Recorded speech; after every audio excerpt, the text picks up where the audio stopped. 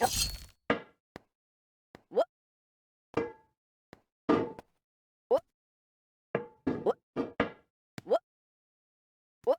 no feeling more intense than starting over.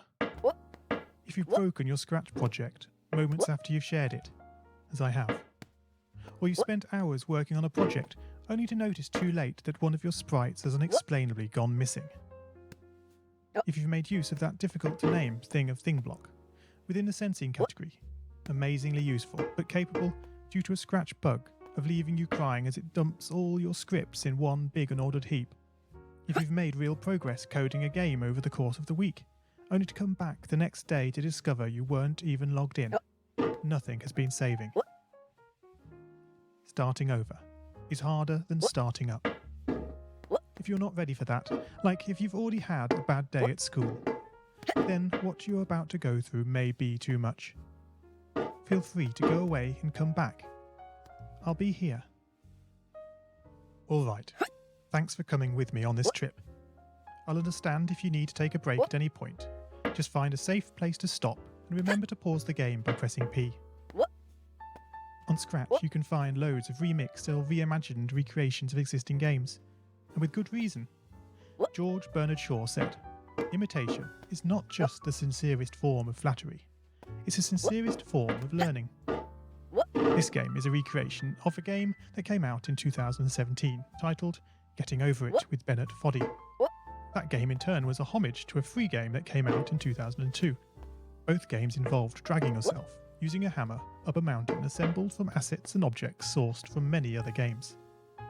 It seems appropriate then that, when trying to recreate Getting Over It in Scratch, that we should construct our mountain from the same assets used in literally millions of Scratch projects, the unmistakable contents of the Scratch costume library.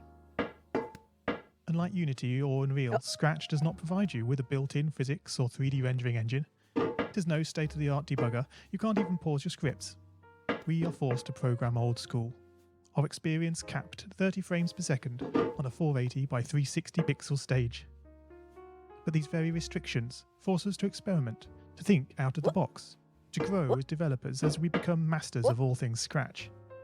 And let's not forget, what we lack in technology, we make up for in community. This fantastic bunch of budding software engineers, building, learning, creating, playing, remixing, as diverse a group of people as the very Scratch assets we now so skillfully attempt to ascend. The act of climbing, in the digital world or in the real world, has certain essential properties that give the game its flavour. No amount of forward progress is guaranteed. When you start Getting Over It, you're standing next to a dead tree, which blocks the way to the entire rest of the game.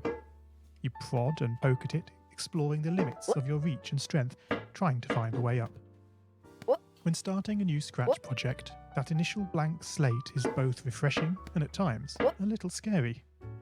Wouldn't it be great if we could travel forward in time and review our finished projects to see how well they turned out? I certainly wish we could. The real draw of coding, what gives it that special zing, is the challenge of accomplishing something you've never done before. At this point, you don't want to fall into the trap of rushing into creating loads of content, designing all the levels, the player costumes, all the easier stuff that can be perfected later. No, before all that, you need to prod and poke that tree. That is, understanding the coding difficulties you're expecting to face and try out any ideas to solve them. You may not be able to time travel, but at least this way you can get a good idea of how well your project is likely to go, and potentially save yourself a lot of time. This project began life a couple of months ago as 3 simple scripts: the player, hammer, and level. I spent no time on the art, just using ScratchGAT and a few rectangles drawn in the sprite editor. The scripts for the player quickly mocked up in a similar fashion to those I teach on my YouTube channel. With the hammer I had to improvise because I'd never done a thing quite like that before, and boy did I prod and poke at those scripts. What I had imagined and the results I was achieving were hard to reconcile. The hammer and the player sprites would get stuck in the walls and ground, shake and jiggle and clip up to the top of the screen. Worst of all, when I tried the bread and butter action of lifting the player up upon the hammer, any tiny movement would throw the player into a crazy up and down motion as if bouncing upon a possessed pogo stick. things don't always turn out as you want them to, and sometimes it's good to take a break. So, for the time being, I shelved the project, letting it slowly slip down the list of unshared projects, joining the countless multitude of unfinished, unseen projects that haunt the vast storage archives of MIT. Have you, as you've been playing this game, stopped to wonder how you can balance on a hammer that is held out to one side? It feels quite natural in game, but try it in the real world, and you'll not get your feet off the ground. No, this game is bending the rules of physics. Although I was not actively working on the project, the desire to code the game and solve the initial problems constantly played on my mind. Finally, I decided to give it another go. Research is a powerful tool. Don't just rely on what you think you know. YouTube can be a great resource for gameplay videos. Being able to pause and rewind the action is invaluable. Did you know that you can step through videos frame by frame using the angle bracket keys? My research helped confirm many thoughts I'd been having, and also uncovered some nuances around mouse movement that had really got me stumped. All this was food for my brain, and I was super fired up to bring it all to Scratch. And so, back in Scratch, I completely restructured the player and hammer scripts, bringing the scripts together in a single sprite. This allowed the movement of the two objects to be tracked together and to move dependent on each other. Of course, in coding, as in real life, you often have to compromise.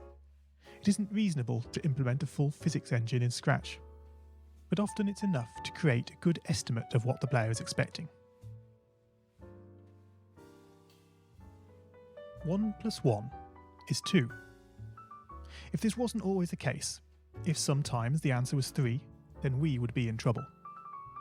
The addition operator is therefore referred to as deterministic.